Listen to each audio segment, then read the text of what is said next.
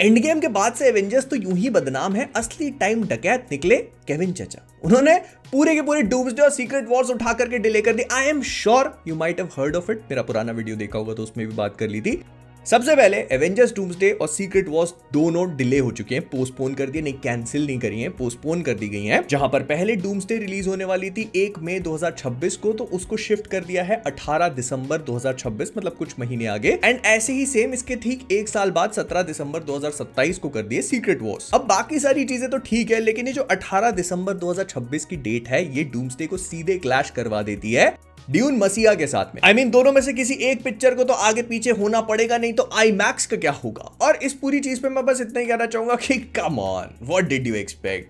I mean, अगर ये लोग सुपरमैन के साथ में रिलीज करवाने वाली फैंटास्टिक फोर को उसके बाद शूट करवाना शुरू करे तो वो समझ में आता है, लेकिन डूम्सडे जैसी पिक्चर जिसका स्केल इतना ज्यादा बड़ा है, उसको इतने कम टाइम में कैसे शूट करवाओगे, तब जब आपके पास कहानी खैर वो तो हर पिक्चर, मतलब मुद्दे की बात यह है कि जो रूसो ने आकर के खुद बोला कि देखो भाई, हमारा अभी बहुत बड़ा स्केल है, हमारा जो विजन है उसको हम इतने कम टाइम में पूरा कर नहीं सकते थे, और मेरा भाई एंथनी जो है उसको पिछले 17 दिन से ढूंढने की कोशिश कर रहा हूं, डूम्सडे के सेट पे ही कहीं खोया है, मिल नहीं रहा। This was actually supposed to be a joke कि मतलब इतने सारे लोग हैं, इतने बड़े बड़े सेट्स बनाए हैं कि डूम्सडे का सेट कम और कुंभ का मेला ज्यादा हो गया कि अपना खुद के भाई से बिछड़ गए। तो इसी पूरे स्केल को मद्देनजर रखते हुए मैं बस इतना ही कहूंगा कि आपको जितना टाइम लेना है उतना टाइम लो, अच्छे से स्केल पे बनाओ, नहीं तो वही जो मैं कहता हूँ घर बैठो पा दो आराम से, तो वो वाली बात नहीं कर रहे लोग, मतलब they are doing fine.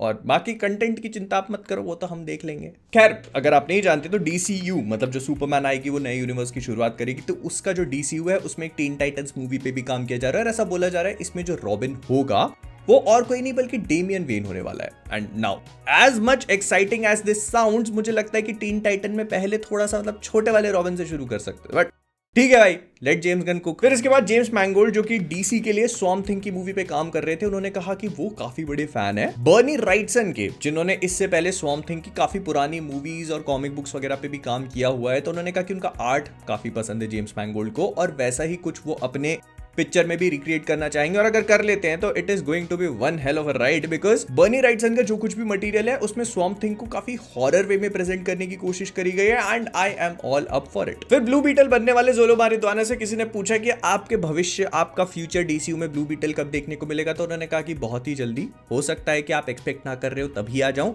Superman के पोस्ट क्रेडिट या एंडिंग पे नजर रखना। लगता है कोबरा काय शूट करते टाइम सिर पे ज्यादा बड़ी चोट लगवा ली। एक एनिमेटेड शो बनवा रहे जेम्स गन, उसके लिए आवाज ली थी सुपरमैन का पोस्ट क्रेडिट, हो भी सकता है क्या। फिर फोर्टनाइट में पॉप कल्चर के अलग अलग कैरेक्टर्स को इंट्रोड्यूस तो करवाया ही जाता है, बहुत ज्यादा समय की बात नहीं है, हो सकता है तुम और मैं भी वहां अपने आप को देख पाए, लेकिन ऐसे में जो डार्थ वेडर का कैरेक्टर है उसकी वॉइस इन लोगों ने AI से बनवा ली, और उसके चक्कर में SAG-AFTRA वालों ने इनके ऊपर मुकदमा ठोक दिया। बस अब मैं तो कहता हूं डार्थ वेडर ये ऑर्डर 69 बोल के अपनी लाल वाली लाइट सेबर खोल दे इनके पिछवाड़े पे, I am your father Luke.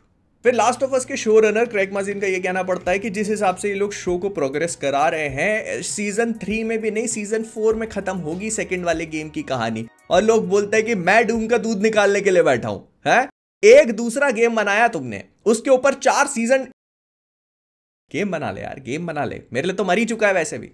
फिर बॉयज के शो रनर एरिक क्रिप्के ने कहा कि इनका जो आखिरी सीजन है इसमें बहुत सारी डेथ एक्सपेक्ट करके चलो, कभी भी कोई भी मर सकता है, किसी के भी पास प्लॉट आर्मर नहीं है। हाँ, जैसे पिछले 4 सीजन में किसी के भी पास नहीं था ना, कितने लोग मारते आ रहे थे, अब आखिरी सीजन में तो आप लाशें ही बिछा दोगे। देखता हूं ना, मैं भी देख लेता हूं। फिर रिसेंटली हैरी पॉटर का जो शो बनने वाला है उसका कुछ कॉन्सेप्ट आर्ट निकल के आया, और उसको देख के लोगों ने कहा कि यार ये तो वैसे ही लग रहा है जैसे पिक्चरों में हॉगवर्ट्स दिख रहा था, इसमें अलग क्या क्या, तो अलग करने की जरूरत क्या है, हॉगवर्ट्स जैसे ही दिखेगा ना, चांद थोड़ी दिखा देंगे उस पे, वही कॉन्सेप्ट आर्ट भाई वैसा ही होगा जैसे किताबों में बनाया हुआ है, खुश होना चाहिए तुमको देख। क्या मैं भी ट्विटर है ना ये। फिर Dwayne the rock Johnson A24 के साथ एक और पिक्चर करने वाले हैं स्मैशिंग मशीन के बाद, जिसका नाम होगा ब्रेक थ्रू। इसमें एक ऐसे लड़के की कहानी दिखाई जाएगी जो एक इंस्पिरेशनल मोटिवेशनल गुरु के चक्कर में आ जाता है, जो कि मॉरली क्वेश्चनेबल मेथड्स का इस्तेमाल करता है लोगों को मैनिपुलेट करने के लिए। मुझे पता नहीं, मतलब रॉक भाई की बायोपिक, ऑटो बायोपिक है ये। फिर रायन रेनॉल्ड्स ने रिसेंटली रिवील किया कि जब वो डेडपूल एंड वोल्वरीन पे काम कर रहे थे तो उन्होंने सोचा था कि डेडपूल को मार देंगे इस पिक्चर में, लेकिन फिर स्टूडियो हेड्स ने उनको कहा कि नहीं मारो मत, इसको हम आगे यूज कर लेंगे। रायन भाई, डू यू नो मतलब there is only one thing जो डेडपूल कभी भी नहीं कर सकता, he can not, quite literally.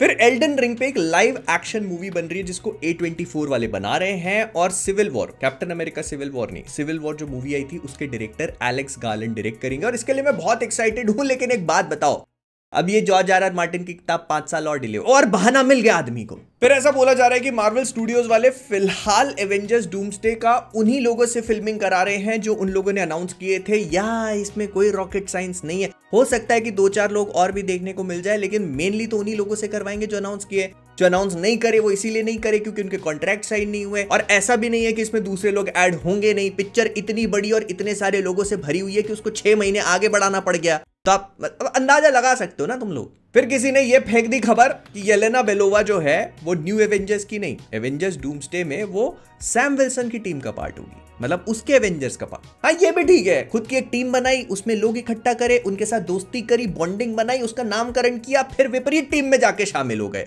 ये लेना नाम है, ये लेना नहीं।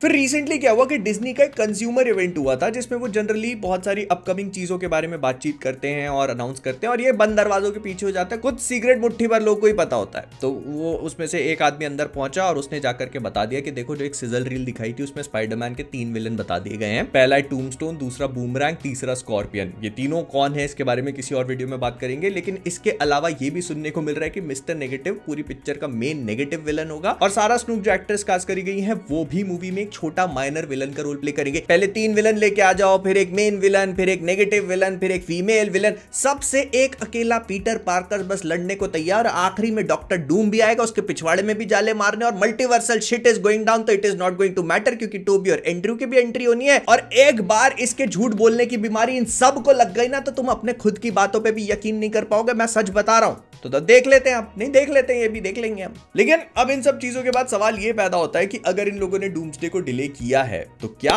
स्पाइडरमैन भी डिले होगी? पहले तो डूम्सडे के बाद आने वाली थी जुलाई में, अब डूम्सडे पहुंच गई दिसंबर में, तो क्या स्पाइडरमैन को भी डिले किया जाएगा? आई थिंक नॉट, क्योंकि स्पाइडरमैन को बनाने के लिए एक्चुअली टॉम हॉलैंड की जरूरत ही नहीं है। एक स्टंटमैन को मास्क पहनाओ, आधे स्टंट वो कर लेगा, आधे कंप्यूटर में बन जाएंगे, और बाकी टॉम हॉलैंड से डबिंग करवा के काम खत्म। प्लस ये भी बोला जा रहा है कि मार्वल काफी सीरियसली डूम्सडे में गोस्ट राइडर को कंसीडर कर रहे हैं। फिलहाल इसके एक्टर के लिए तलाश जारी है, लेकिन मार्वल इसी पिक्चर में गोस्ट राइडर को एस्टैब्लिश कर देना चाहते हैं, जो आगे जो उनका एमसीयू होगा, अगले फेजेस, उसमें वही सेम गोस्ट राइडर होगा, निकोलस केज वाला नहीं। मतलब फैन सर्विस नहीं कर रहे, नया गोस्ट राइडर लेके आ रहे हैं। और क्योंकि अब डूम्सडे डिले हो चुकी है तो इससे काफी सारे और भी प्रोजेक्ट हैं जिन पे फर्क पड़ेगा। सबसे पहले तो फरवरी का एक स्लॉट था, फरवरी 2026, जिसमें एक इनकी अनटाइटल्ड अनअनाउंस्ड मूवी थी, वो भी आने वाली थी, तो वो तो बन ही नहीं सकती थी अनलेस मार्वल वो शूटिंग समथिंग सीक्रेटली जो हमको कभी नहीं पता चलने वाला, वो पिक्चर नहीं आती फरवरी में। उसके बाद 2 नवंबर के स्लॉट, मतलब नवंबर 2026 में एक मूवी और नवंबर 2027 में एक और मूवी,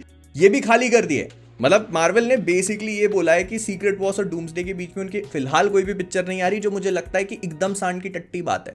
अभी तुम देख लेना कॉमिक कॉन में, कॉमिक कॉन का मजा देखना, मैं बता रहा हूं तुम मजा देखना।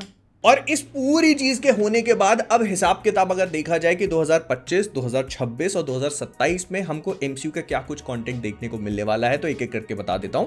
जुलाई में आएगी फैंटास्टिक फोर फर्स्ट स्टेप्स, उसके बाद मार्च 2026 में आएगा डेयरडेविल बॉर्न अगेन का सीजन 2।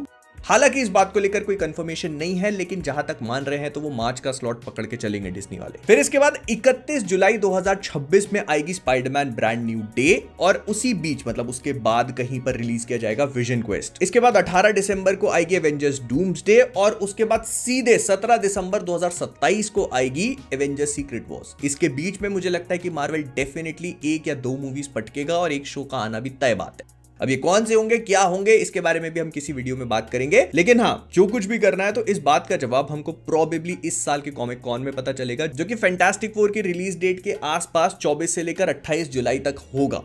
तैयार रहना, that is going to be something which no one expects, या फिर अपन बनाएंगे थ्योरी। तो इस हफ्ते के लिए यही था जो भी था, बहुत ज्यादा कुछ आया नहीं, लेकिन फिर भी जो आया वो काफी सिग्निफिकेंट और इंपॉर्टेंट था। अगर आपको इंपॉर्टेंट लगा हो तो प्लीज लाइक करना। मैं मिलता हूँ अगले वाले में, बाय बाय।